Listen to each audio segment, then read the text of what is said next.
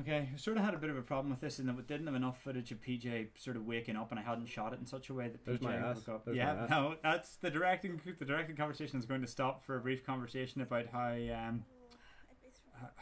PJ's ass is very much in shot there. And That was Connor, if I remember. Our DP, Connor Rotherham, was very, very much in favour of including as much ass as possible. And though what didn't make it into the actual show is that in revealing his ass, he pulled down his pants enough that there was pubes on show, but we decided that would change the rating somewhat.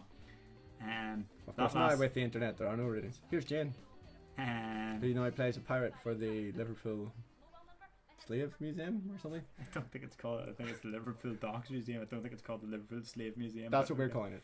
Anyway, yes, that's our friend Jane Murdoch. This is one of those things where at the time I thought, oh, it'd be nice to have a girl, come in and just basically exposit that Fozzie's a dick.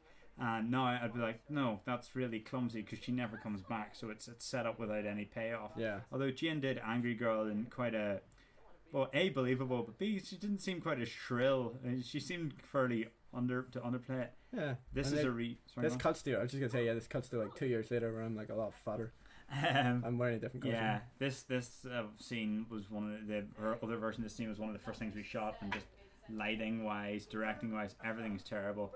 This corridor is pretty bad, but it's better than, and at least one of the things I learned is keep scenes moving. Now these scenes are pretty terrible. I did cut a lot from that, I have to say. But by keeping, this is basically one scene. This argument and how it played before was they stood and shouted at each other for 2 minutes, and at least now he comes into the classroom. They have about 3 or 4 lines. Then she leaves. Then another 3 or 4 lines in the corridor. Then they're out here, and then he stops her, and so there's a constant tension theoretically of whether she's going to leave or not. And you've got the visuals of her moving. So, and just try and keep stuff. Keep stuff moving. Yeah, so this is a video library. It used to be on the Ormo Road, which is no longer there. It's another reason you can tell that it's a that's period the interior. piece. The exterior is also a video library, which has recently ceased to be. VHS tapes, look at them. Yeah, there are actual VHSs there. Even by 2006 standards, that's pretty. But it was an independent hipster. video shop. There were lots of. It was a bit hipster. Hipster hadn't been invented. Did we no, call people hipsters I don't in even think 2006? I don't think hipsters had even been invented at this stage. Being a hipster in 2006 was probably the most hipster thing you could be. I was a hipster before there were hipsters. Exactly. What's actually going on in this scene, Owen? What's going on in this scene? This is Fozzie pretending to bump into her, really blatantly being called out on the fact that he's not just accidentally bumping into her. Here's Tom, who really did work in the video store, who we think is the character Emily's probably long lost love. Yeah, I just like this little sad look that Tom gives just before he turns her. Yeah, he clearly wants to be with Emily, and he's never mentioned her address again because that wasn't scripted. Tom just threw that in there. But yeah, basically this is Fozzie's attempt at being charming. I think I come off really Fozzie comes off really badly. I've watched this film with quite a few people now, and everybody, I mean girls hate you to begin with.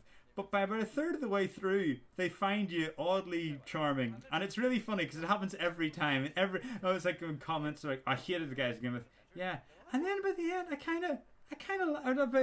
This scene, I mean, if maybe this is unintentional, but this scene does serve the purpose of making Fozzie out to be a massive dick.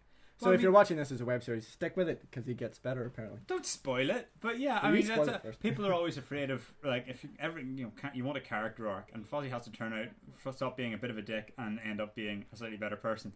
And I think it's all right that Fozzie's a bit of a dick, and he's clearly a bit of a dick with good intentions, and that's one of the things actually. When this character was written, and one of the things that PJ really brought to it, when it wasn't written for PJ at all, and he was on board as producer, and then he suggested that he start it, and I was like, no, that's ridiculous. I auditioned. I told him repeatedly no, and then I made him audition, and actually what I found was all the other people who auditioned for it, some of whom, and I hope PJ doesn't mind me saying this, some of whom are better actors. I'm sure. But a lot of people played Fozzie really sleazy, and you hated them, and I wrote, and it's like PJ played things with a kind of childlike gormlessness. That's what I bring. That's the kind of I really like. I mean, in that he almost just plays it like he doesn't know any better, which adds a lot of charm to the character. And there are other actors, and some of actors I've worked with since or whatever, but other people who went for the role who just didn't, Yeah, we should talk about this train real quick before it disappears. This is obviously not permission. So but if you do want to add some production value to your film, I suggest. I don't know if I can really say that you should like jump Oh, onto we a got train. in trouble for this, Yeah. and then we But jumped off, and the guy you could vaguely see in the background shouted at us, and then another guy came along specially because he'd heard we were jumping on and off trains and filming it. But there's nothing wrong with including a train in your background. Oh, that's over. Yeah, so trains, production value. There you go, kids. Bye bye. Learn stuff. Bye.